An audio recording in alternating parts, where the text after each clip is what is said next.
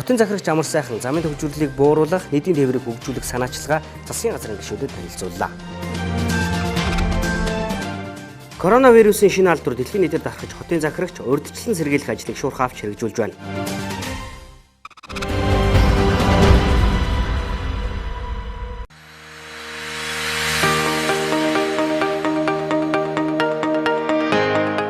Нийслэлийн иргэдийн тулгамдаад байгаа гол асуудлуудын нэг бол замын төвжирэл юм а. Энэхүү асуудлыг шийдэхин тулд салбарын мэрэгчлэтнүүдийн тооцоо судалгааг үндэслэн хотын захирагч Амар сайхан санаачлан нийтийн тээврийг шинжлэх цогц шийдэл боловсруулж нийслэлчүүдэд танилцуулж байна.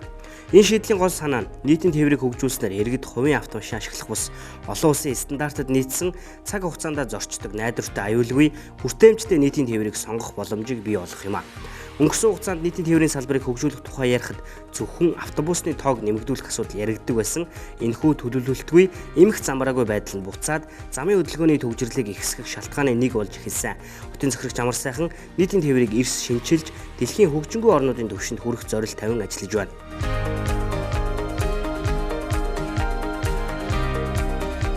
Энэхүү зорилтын хүрээнд ухаалаг технологи бүхий цахилгаан соронзон галт тэрэг агаарын замын зорчигч тээвэр буюу агаарын такси тусгай замын автобус зэрэг шинэ технологи нэвтрүүлэхээс гадна байгаль орчинд хор хөнөөлгүй эдийн засгийн хэмнэлттэй 5 дугуйтай цахилгаан автобус, эко такси зэргийг нийтийн тээврийн салбарт нэвтрүүлэхээр ажиллаж байгаагаа засгийн газрын гишүүдэд танилцууллаа. Агаарын такси гэж байгаа. Эхний ээлжнийх бол баян оршин тойргоос эхлээд ханы материалын комбинат 3-4 дугаар хорооллын эцэц гэж 1-р үе шат байгаа. 2 дахь ээлж нь Долоон буудал, Барих, Сансар, Тасхны яваа гэдэг ингээд бид нэр төлөвлөж байгаа. Цахилгаан соронзон галт тэргийг явуулъя гэж. Эхний ээлжнийх баян оршинаас амгалан орцоор ордог. За түүний одоо их тал дөрвөн чөлөөгөөр бид энэ хөдөлгөөний шийдвэр өдөрт 210 мянган зорчигчийг тээвэрлэх боломжтой болж байгаа. За BRT буюу тусгай замын автобус, Төвөөс, Бенжамин, Босоо чиглэлээс Богдханы музей, Хаул дүүрэг, Шинэ хуучин нисэх гээд тусгай замын автобусоо бид төлөвлөлөө.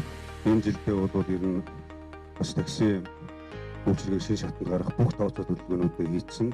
Жолоочийн үр хариуцлагыг нэмэгдүүлэн шаардлага хангасан, стандарт хангасан юм одоо такситай болно гэж үзэж байгаа. Энэ одоо ондоо багтаад бид 600-аас доошгүй автобусны шинжилгээг хийя гэж төлөвлөж байгаа. 2020 онд бол 600 автобус болж игэл одоо энэс илүү тоогоор бид шинжилгээ хийнэ. Дэлхийн том хотууд нийтийн тээвэртэй метрог ашигладаг жишг бий. Харин Улаанбаатар хотын хүн амын үзүүлэлт нь метро барих цаашлаад түүнийг ашиглахад эдийн засгийн хувьд ашиггүй гэсэн дүгнэлтийг салбарын мэрэгчлэтнүүд гаргасан байдаг. Улаанбаатар хотод метро барихаас 10 дахин бага зардал гарч 4 дахин бага хугацаа шаардагдах, хөрөнгө оруулалтын зардал бага, барьж байгуулахад хугацаа богино шаардагдах, газар чөлөөлөлт болон хот байгуулалтын бусад асуудлуудад хүндрэл учруулахгүй шийдлүүдийг хэрэгжүүлэхийг хотын захирагч чухалжилж байгаамаа.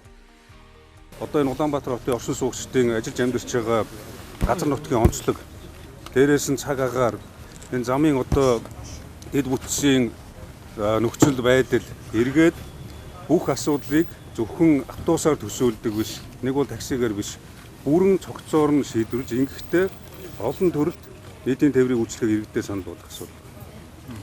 Олон төрөлд болгоно гэдэг маань иргэдэд илүү сонголт бий болгож байгаа гэсэн. Сонголт байхгүй учраас жилд 270 сая зорчигч тээвэрлэдэг байсан манай нийтийн тээвэр өнөөдөр 180 сая зорчигч болтлоо буурсан байна. Энэ юу хэлж яах вэ? Нийтийн тээвэр шаардлага хангахгүй байна. Засаг даргаас нийслэлийн одоо энэ төвжирлийг бууруулах хүрээнд маш олон санаачлууд явж байгаа. Тэрний нэг нь энэ дүүжин тээвэр гэдэг манайх нэрлэж байгаа. Cable car те дүүжин тээвэр гэдэг нэрлээд багш байна. Энэний талаар бас хүмүүс олон одоо бодолтой байх шиг байлээ. Зүгээр яг хамгийн сүүлчийн өөрчлөлт ажлын хүрээнд Колумбусын Меделин гэдэг хотод очиж үзсэн. За тэднийх бол яг одоо энэ cable car-аар одоо нийтийн тээвэр хийсэн ийм тохиолдол байна лээ. Түрүү энд бол ерөнхийдөө бол 5 метро гэдэг нэ. Агаарын замыг одоо төвжирлийг бууруулах үйлдэл шийсэн. Ингээд агаарын метро гэдэг зүйлийг бас Медельин хотын одоо захиргаа бас хийсэн байна л да. Ерөнхий метро кабель гэж нэр. Тийм, метро кабель. Анхудаа суулжсэн бас солид юм байна. Шийдэл мөн үг бол бас мөн л баг. Зүгээр эдийн засгийн өрөөгөөж нь хэр байдгийг, өртөг зарлага нь хэр байдгийг тэр талаар нь тэгээд мэргэжлийн хүмүүс нь бол тооцож байгаа бах. Тэгээ ер нь бол нийслэлээс одоо энэ төвжирлийг бууруулах гэдэг санаачлагтай ажиллаад олон төрлийн юм аргуудыг бас хідээж яваад ингэж байгаа нь бол их талархалтай хандж байгаа. Улаанбаатар хотын ерөөсөн газар зүүн байр дэлгэхээр дөрвөн уулынхаа дунд амьдэрсэн байдаг. Ялангуяа хайлаас дайрах Баян гушуу гэдэг нэгээр уулын орой дээр амьдарч байгаа маш олон иргэд байгаа. За уулын орой дээр амьдарч байгаа иргэдийгээ яаж цэцэрлэг сургууль ажилд нь хүргэж өгөх вэ гэдэг бол бас л нэг толгойн өвчин болсон. Энэ дээр бол бид бүхэн маань агаарын дүүжин замын тээврийг бол нэвтрүүлье гэдэг ийм зорилтыг тавиад ажиллаж байгаа. Нөгөө жижиг тэрэг битийл жип машин очихгүй газар хүртэл одоо манай иргэд амьдарч байна. Эднэрийг одоо хичээл сургуульд нь аюулгүй энэ яаж 100% хариуцж ингэж хүргэж өгөх вэ гэхээр агаарын дүүжин замын тээврийг бол нэвтрүүлье гэж байгаа. Дэлхийн аль ч улс оронд бол нийтийн тээвэр нь маш сайжирсан тохиолдолд энэ төгжрлийн асуудал бол шийдэгддэг ийм туршлагууд байна гэдгийг бас хэлье. Тийм учраас бол яг энэ зүйлээр нийтийн тээврийг бол парк шинжилт мөн дээрээс нь олон хэлбэрт нийтийн тээврийн системийг хөгжүүлнэ гэж зорио ажиллаж байна.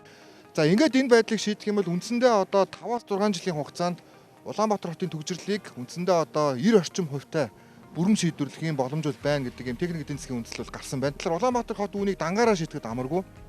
Тийм учраас зам тээврийн яам, барилга хот байгуулалтын яам, за мөн одоо засгийн газар их хурл хамтарч ийж одоо ийм шийдэл гаргах ийм одоо алхам юм а. Тэгээ өнөөдөр бол техник эдийн засгийн үндэслэлийн төслийн концепц танилцуулагдж байна.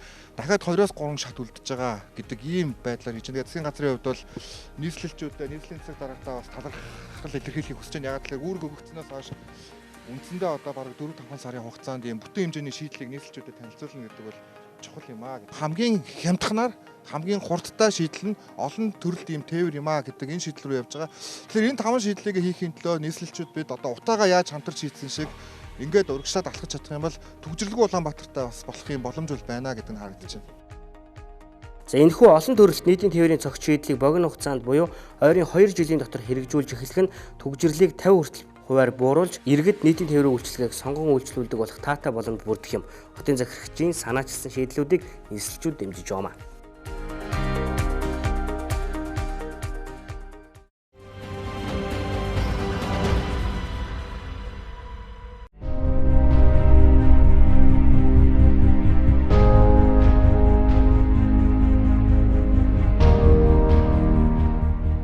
Дэлхийн эрүүл мэндийн байгууллагаас онц байдал зарлаад байгаа энэ цаг үед Монгол Улсын засгийн газар шат чадны удирдлагууд шаардлагатай арга хэмжээг цаг алдалгүй авч хэрэгжүүлж байна. Энэ дагуу хотын захирагч нийслэлийн онцгой комиссийг хуралдуулж нийслэлийн иргэдийн аюулгүй байдлыг хангах үүднээс нийслэлийн хэмжээнд олон нийтийг хамарсан арга хэмжээг 3 дугаар сарын 2-ны хүртэл зохион байгуулах байх шийдвэр гаргалаа.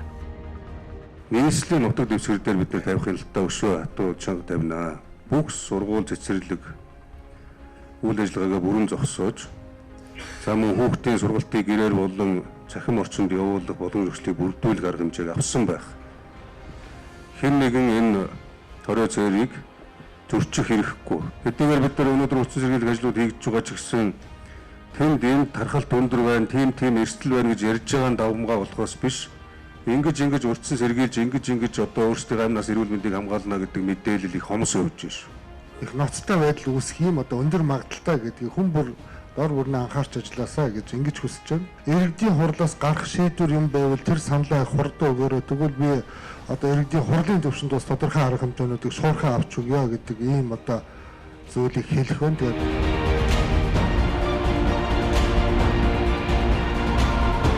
Бүгд найрамдах хятад ард улсад халдварын тархалт буурахгүй байгаа учраас хотын захирагч үүсч болзошгүй эрсдлээс урьдчилан сэргийлэхийн тулд бар рестораны хуваарьт төр өөрчлөлт оруулах захирамж гаргалаа.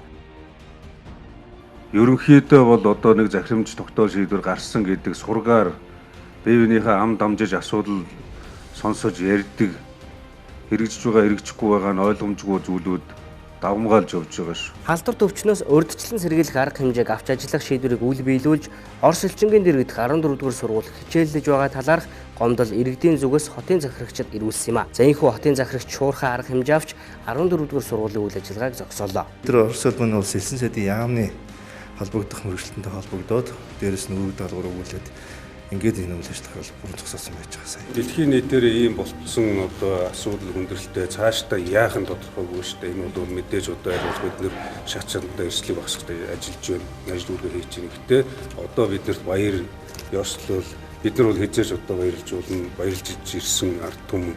2 дугаар сарын 4-ний өдрийн байдлаар коронавирусаар өвчлсөн 20,624 хүн байгаа бөгөөд 425 хүн өвчний улмаас нас барсан харамсалтай том мэдээлэл байна. Хамгийн сүүлд Оросын улбаны улсад 2, Швед, Испанид 1, Англид 2 тохиолдол шинээр бүртгэгдээд байна. Мөн бүгд найрамдах Хятад ард улсаас өөр улсад коронавирусаар нас барсан тохиолдолд Филиппин, Хонконг зэрэг улсад бүртгэгдээд байна. За тиймээс нийслэлийн иргэн хүн бүр өөрийн болон бусдын эрүүл мэндийн төлөө эрүүл мэндийн байгууллагуудаас хүргэж байгаа анхааруулга зөвлөмжийг ягштал биелүүлэх, сургуулийн насны хүүхдүүдэд олон нийтийн газраар авч явахгүй байх, хүүхдэд тавих хараа хяналтаас сулруулахгүй байх зэрэг хүн бүрийн хариуцлагатай байдал энэ цаг үед хамгийн чухал байна. Халдварын дархалт буурахгүй нэмэгдэж байгаа учраас хотын захирагч Амар сайхан өөрийн эрхийн хүрээнд шаардлагатай арга хэмжээг авч ажилласаар байна.